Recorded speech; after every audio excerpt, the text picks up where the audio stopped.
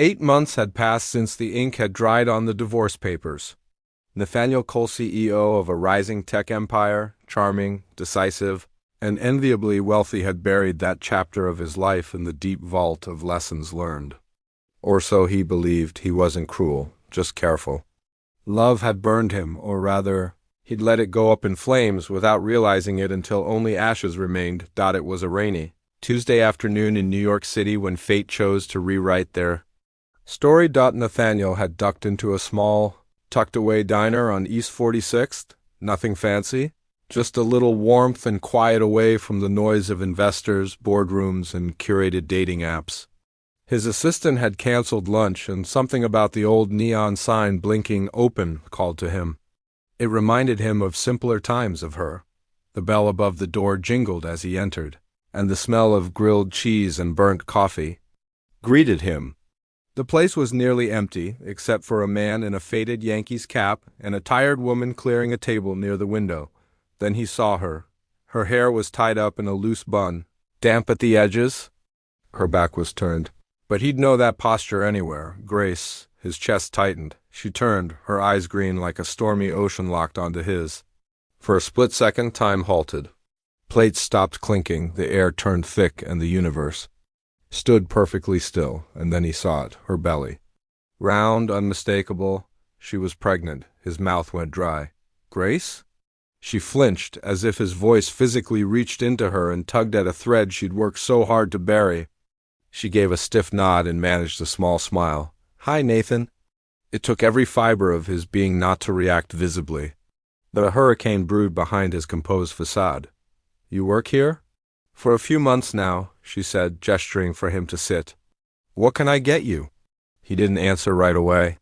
His eyes were drawn to her stomach, then to the tired lines under her eyes. Grace had always been elegant, bright, and full of fire. She was still beautiful, but different now, worn, grounded.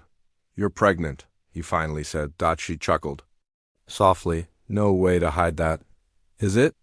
No, she cut in gently, her smile tight. Not yours. He blinked. A strange blend of disappointment and relief mingled with confusion. His throat constricted. You sure I can't get you something? Coffee, he mumbled. She walked away, and he watched her limp slightly. That wasn't there before. Something inside him stirred, something uncomfortable. Guilt? Regret? She returned a moment later with his coffee and a napkin. You okay? He asked. I'm managing, she said. I work double shifts. I'm staying with a friend for now. Nathan felt as if someone had pressed a hand to his chest and pushed. She didn't ask for anything. Not sympathy, not pity, not even help. It would have been easier if she had. He stayed until her shift ended. They talked, not about the divorce, not directly. They talked about books, about her favorite dog that she saw every morning at the bus stop, about her cravings, peanut butter, and pickles, oddly enough. As she got up to leave, she paused. You didn't have to stay. I know, he said, but I wanted to. He offered her a ride, which she politely declined that night. Nathan couldn't sleep. Grace, pregnant, waitressing, living with a friend. He remembered the woman he'd fallen in love with years ago. She was passionate, a little stubborn, and always hopeful. She'd wanted children. He hadn't at the time. Too much pressure, too many risks. His company needed him. Their marriage cracked from 100 quiet disagreements and one unspoken truth. He hadn't known how to love her well. The next day, he went back to the diner. And the next. Each time they talked more.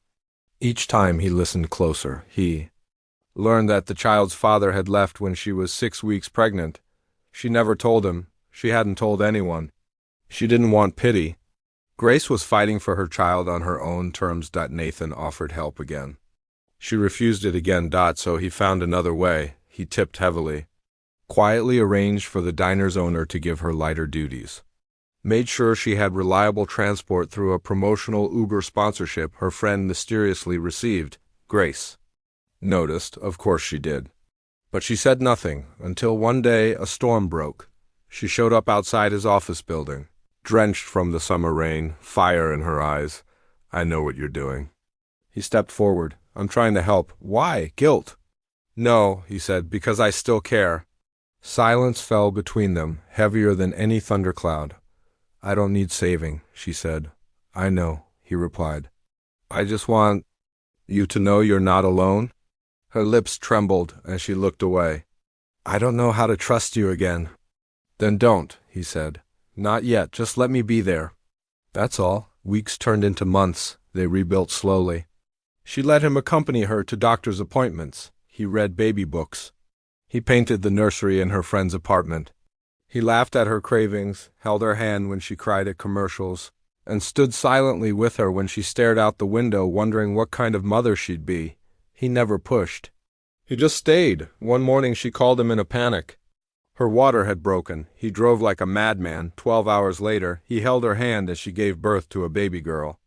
The room was filled with tears, laughter, and a love so strong it made them both weep. She named the baby Hope. 3 days later, as he held the tiny child in his arms, Grace looked at him. "I never imagined you'd be here," she whispered.